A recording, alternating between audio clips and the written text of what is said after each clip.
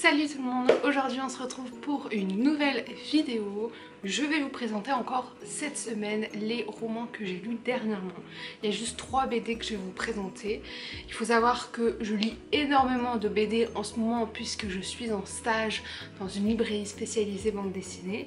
Mais je voulais vous présenter d'abord les romans que j'avais lus avant de commencer mon stage.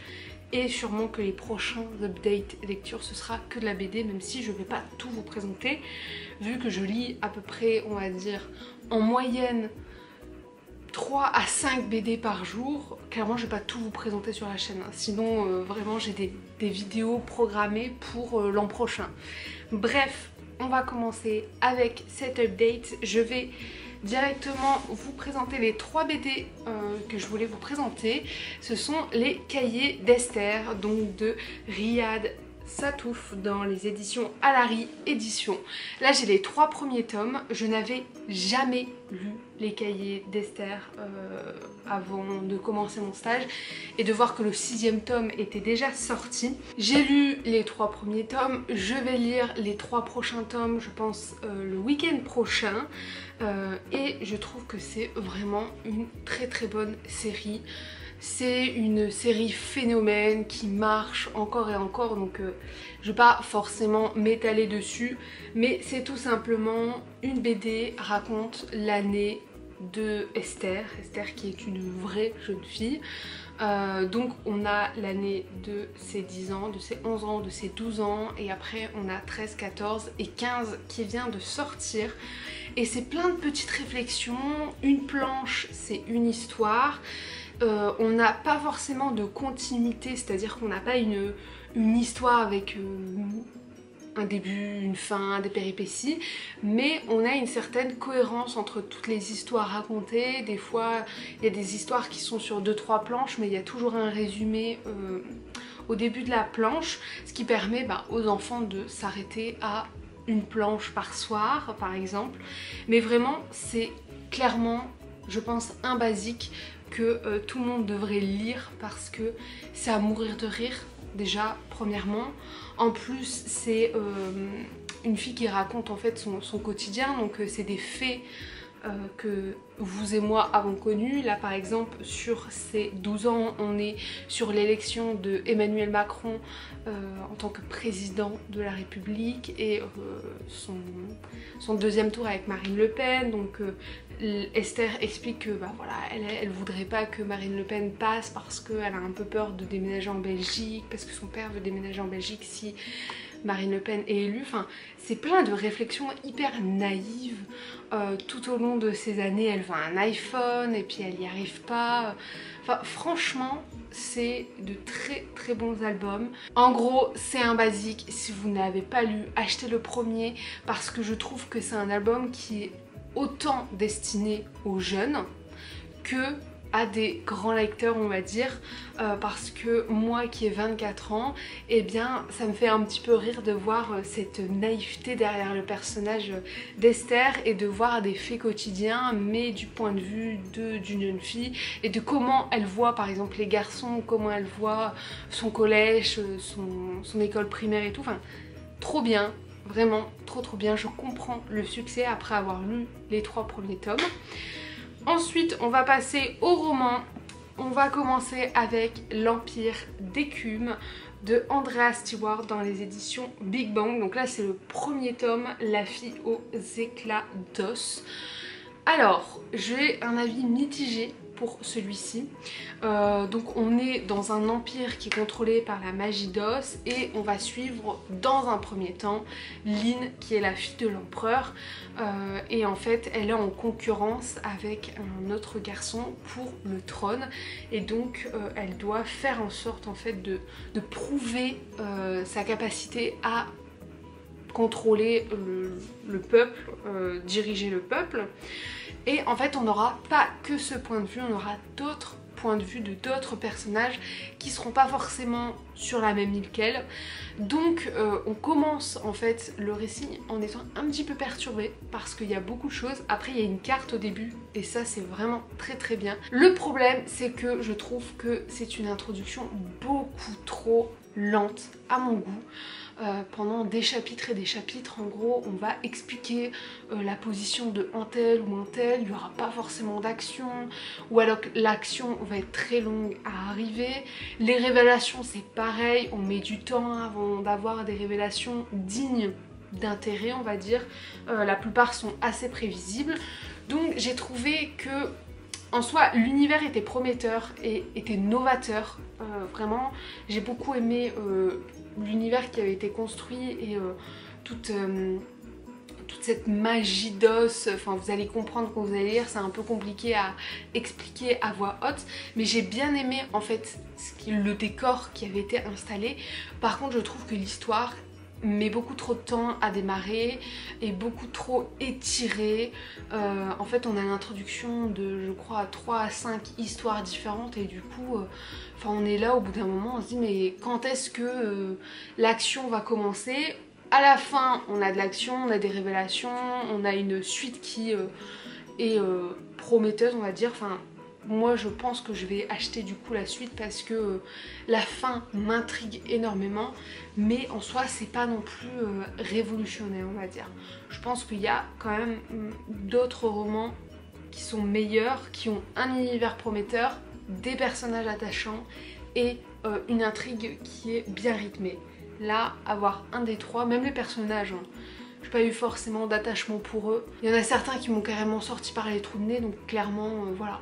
J'ai lu, je pense continuer la suite éventuellement si j'ai l'occasion, mais c'est pas forcément quelque chose que je recommanderais à d'autres lecteurs. J'ai lu ensuite Sally Green, donc Les voleurs de fumée, dans les éditions J'ai lu, et ça ça fait un moment que je l'ai dans ma pile à lire et en fait je n'ai pas lu le résumé, j'ai juste vu cette petite phrase d'accroche: une princesse, un soldat, une chasseuse, un traître, un voleur. Et ça m'a fait énormément penser un petit peu à Six of Crows. Et je me suis dit, un groupe de personnes qui ont tous des capacités différentes et tout, évoluer dans un monde, pourquoi pas, allez, on l'achète. Et je ne regrette tellement pas cet achat parce que c'est vraiment un coup de cœur international. Oui, je suis toujours dans l'abus, mais bon, bref. Dans Les voleurs de fumée, on va du coup suivre 5 personnages différents, comme annoncé là: une princesse, un soldat, une chasseuse, un traître, un voleur. On ne dit pas qui est qui, donc vous allez le découvrir en fait au fur et à mesure. Il y a une petite carte qui est au départ sans vraiment beaucoup de détails, mais qui fait l'affaire. Je dois vous avouer que au début j'ai été perdue comme jamais parce qu'il y a énormément, mais quand je vous dis énormément, c'est énormément de personnages différents, puisque chaque personnage principal, les 5 personnages principaux, sont dans des endroits différents, font des choses différentes, ont des statuts sociaux différents, ont des objectifs différents et du coup ont un entourage différent. Donc clairement au départ vous êtes là en mode: attends, que je comprenne qui est quoi, qui est qui veut faire quoi, qui va où, enfin c'est un petit peu flou et en fait je sais pas vous expliquer le pourquoi du comment, mais je trouve que l'écriture de l'autrice est vraiment enivrante et addictive. J'ai enchaîné ce gros livre là en 2 jours, je vous l'ai présenté d'ailleurs je crois dans mon vlog lecture il y a 2 semaines je crois, oui, le readathon de 4 jours, et en fait j'ai vraiment beaucoup aimé. Je sais pas vous dire le pourquoi du comment. J'ai adoré l'univers, j'ai adoré chaque personnage. Il y a bien évidemment des personnages que j'ai aimés plus que d'autres. J'ai trouvé que chaque personnage évoluait dans un certain sens. On voit que les trames narratives, c'est pas comme par exemple l'Empire d'écume où tout commence vraiment lentement. Là on commence en un chapitre, vous avez compris qui était cette personne, où elle voulait aller, quel était son but, quel était son caractère. Là c'était beaucoup plus rapide, beaucoup plus addictif, l'action arrive très rapidement et en plus on est vraiment servi plus au niveau de l'action avec ces 5 personnages. Du coup on est vraiment plongé dans ce monde fantasy avec des personnages hyper attachants, une intrigue qui a du sens et qui est très bien construite, donc vraiment si vous voulez commencer une nouvelle trilogie. Ouais, c'est une nouvelle trilogie de fantasy. Je vous conseille à 100% Les Voleurs de Fumée. C'est assez dense au niveau du texte parce que c'est une toute petite écriture où il n'y a pas beaucoup de marge et tout, et c'est quand même un beau bébé. Mais comme je vous ai dit, je l'ai lu en 2 jours et j'ai été complètement ravie et j'attends la suite avec impatience. Donc c'est un 10 sur 10 pour moi. J'ai également lu enfin La 9e maison de Leigh Bardugo dans les éditions de Saxus. Donc j'avais réussi à avoir le hardback, que j'étais hyper contente. Alors, du Leigh Bardugo, j'en ai lu, notamment avec les Geisha et les Six of Crows. Je connaissais du coup à peu près son style d'écriture et j'avais été énormément intriguée par La 9e maison, notamment avec Stephen King qui avait dit impossible à lâcher. Je m'étais dit, si le maître Stephen King complimente ce livre, j'ai très hâte de le lire. Comme d'habitude, je n'ai pas lu la 4e de couverture pour me plonger corps et âme dans le livre sans être spoilée sur le début. Et je dois avouer que ça a été une bonne lecture, une très bonne lecture même, sans être un coup de cœur international. On a une histoire qui s'étale sur 400-500 pages, qui est hyper bien construite. En fait, on a des chapitres soit qui seront dans le présent, soit qui seront dans le passé, et donc on alterne entre ces 2 points de vue. Pour ce qui est de l'histoire, on suit une jeune fille de 20 ans il me semble, qui s'appelle Alex. Alex, elle a vécu un traumatisme, elle est une des seules survivantes d'un grand massacre, et lorsqu'elle est sur son lit d'hôpital, il y a un jeune homme qui vient lui proposer d'intégrer Yale et d'intégrer la maison l'été à Yale. Cette 9e maison, en fait, c'est une sorte de société secrète qui va surveiller les 8 autres sociétés, les 8 autres maisons qui sont des sociétés secrètes de Yale, puisqu'en fait ces 8 maisons sont dirigées par des hommes très influents qui vont faire le futur, on va dire, de la société, mais qui utilisent parfois la magie d'une manière un petit peu sinistre. Donc Alex, elle sera là un petit peu pour surveiller, on va dire, tout ça et pour temporiser un petit peu toutes les pratiques.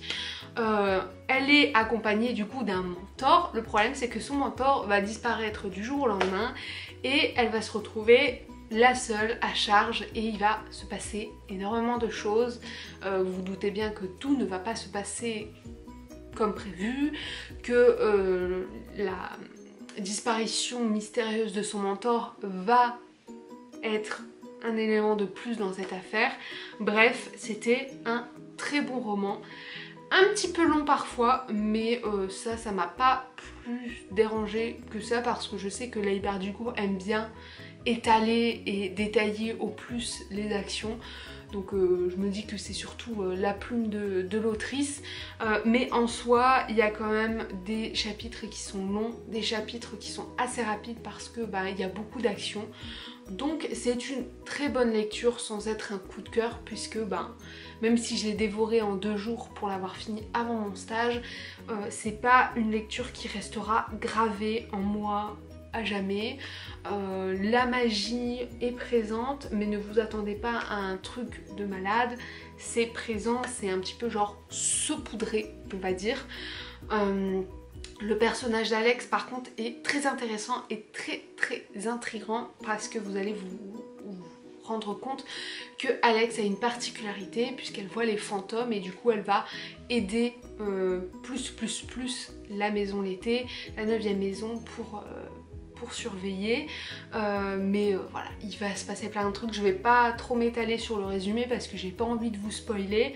Moi j'avais pas lu la 4e de couverture, comme je vous ai dit, je me suis plongée dans cette histoire et j'ai été vraiment conquise par l'intrigue qui est très bien construite, très bien, pas rythmé, mais voilà, il y a des révélations quand il faut, on se rend pas compte des choses, on ne peut pas prédire, on va dire, l'avenir, on n'arrive pas à prédire les révélations qui vont se passer, surtout une, j'ai été sur les fesses, on va dire, quand ça s'est passé. Donc si vous voulez un bon roman fantasy, par contre je ne sais pas s'il y a plusieurs tomes ou pas, la fin suggère un deuxième tome, mais je ne sais pas si c'est une ouverture, une fin ouverture, ou alors c'est en projet, je ne sais pas du tout. Bref, c'était quand même une bonne lecture, je ne regrette pas de l'avoir acheté.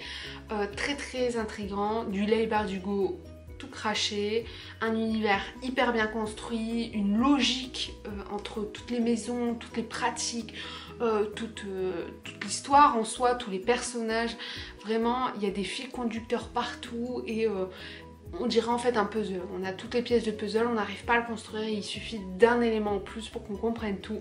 Donc bref, très très bien. Stephen King avait raison, hein, parce que impossible à lâcher. Et le dernier roman que je voulais vous présenter, il s'agit d'un roman d'une autrice, d'une petite autrice on va dire, qui s'appelle Maeva Catalano, qui a fait Lionhearts, qui est une trilogie, je ne sais pas, Angel Hearts. Donc là c'est le tome 1. J'ai pour projet de soutenir un petit peu plus les auteurs comme ça qui se lancent, et du coup j'avais très envie de lire celui-ci, sachant que je crois devenir bientôt partenaire avec elle, vu que j'avais répondu à un formulaire. Côté édition du livre, je pense que il y a des travaux encore à faire. J'ai remarqué quelques petites imperfections entre guillemets que je donnerai à l'autrice à corriger, mais bon, j'ai envie de vous dire, c'est un de ses premiers romans, donc c'est normal qu'il y ait encore des coquilles dedans, surtout que elle l'a auto-édité, donc tu te dis, il n'y a pas toute l'équipe qu'il peut y avoir derrière un livre de Leigh Bardugo pour tout ce qui est correction, mise en page, tout ça. Donc ça, pour les problèmes d'édition, franchement ça m'a pas dérangé, parce que c'est un livre auto-édité, donc il faut aussi prendre ça en compte.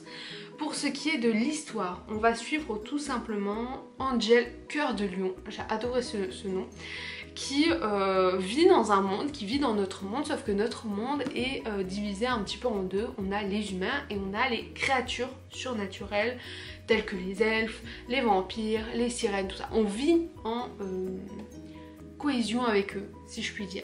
Et en fait on a des lycées qui sont spécial humains et des lycées mixtes, et en fait Angel va se retrouver dans un lycée mixte.